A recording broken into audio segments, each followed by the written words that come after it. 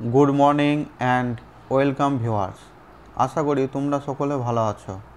TET 2014 OMR মামলায় বিচারপতি রাজশেখর মান্থার সিবিআইকে কি নির্দেশ দিলেন এই ভিডিওতে আজ পুঙ্খানুপুঙ্খ ও বিস্তারিত আলোচনা করার চেষ্টা করব। তার আগে বলি, প্রাইমারি নিয়োগ সংক্রান্ত যাবতীয় তথ্য পেতে আমার চ্যানেলটি সাবস্ক্রাইব করে অবশ্যই পাশে থাকার অনুরোধ রইল। তো চলো আর দেরি না করে শুরু করি। নিয়োগ দুর্নীতি মামলায় তোলপাড়, সময় দিলেও তথ্য খুঁজে দিতে ব্যর্থ সিবিআই। তাই এবার বিরাট সিদ্ধান্ত নিল হাইকোর্টের বিচারপতি রাজশেখর মান্থার। প্রাথমিক নিয়োগ মামলায় ওএমআর শিট বা উত্তরপত্রের তথ্য উদ্ধার করতে অন্য সংস্থার হাতে দায়িত্ব দিলেন রাজশেখর মান্থার। শুক্রবার এই মামলার শুনানির জন্য উঠলেও হাইকোর্টের বিচারপতি রাজশেখর মান্থার নির্দেশ, সিবিআই সার্ভারের মূল তথ্য উদ্ধার করতে ব্যর্থ হয়েছে, এবার অন্য সংস্থার নিয়োগ করা হোক। বিচারপতি নির্দেশ দিয়ে বলেন, প্রয়োজন হলে দেশের তথ্য প্রযুক্তির সঙ্গে যুক্ত প্রথম সারির কোনো সংস্থা, উইপ্রো কিংবা টিসিএস এর মতো সংস্থারও সাহায্য নিতে পারে সিবিআই।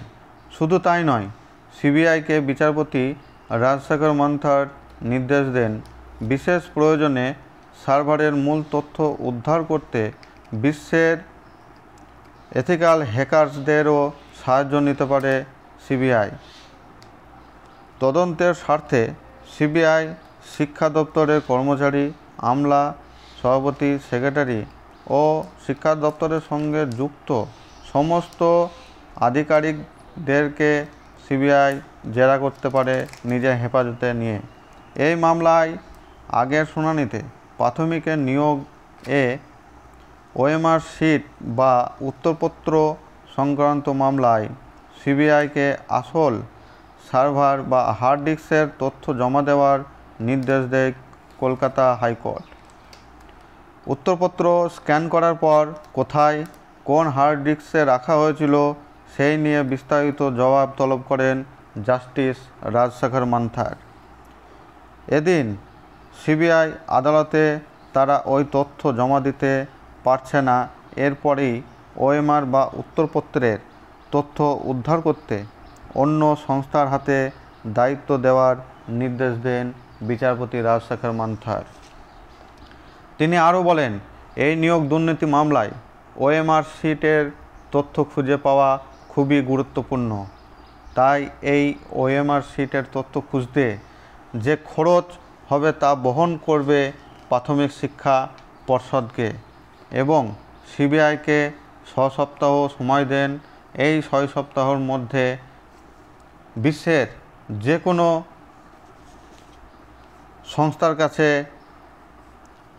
তারা সাহায্য নিতে পারে এই ওএমআর এর আসল কপি উদ্ধার করার জন্য।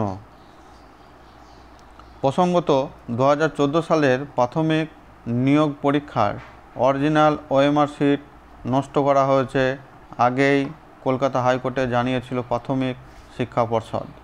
তবে ওএমআর এর ডিজিটালাইজড কপি রয়েছে একথা আদালতে দাবি করেন পর্ষদ।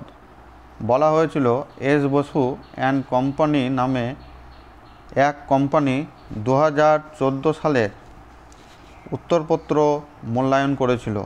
তারাই সেই ওএমআর শিটের স্ক্যান করে রেখেছিল। প্রথমে এই মামলার সিবিআই তদন্তের নির্দেশ দেন তৎকালীন অবসরপ্রাপ্ত বিচারপতি অভিজিৎ গাঙ্গুলি। পরে বিচারপতি রাজশেখর মান্থার সিবিআইয়ের কাছে রিপোর্ট তলব করেছিলেন। তবে আদালতে সিবিআই রিপোর্টে জমা করলেও তাতে সন্তুষ্ট হননি হাইকোর্টের বিচারপতি রাজশেখর মান্থার।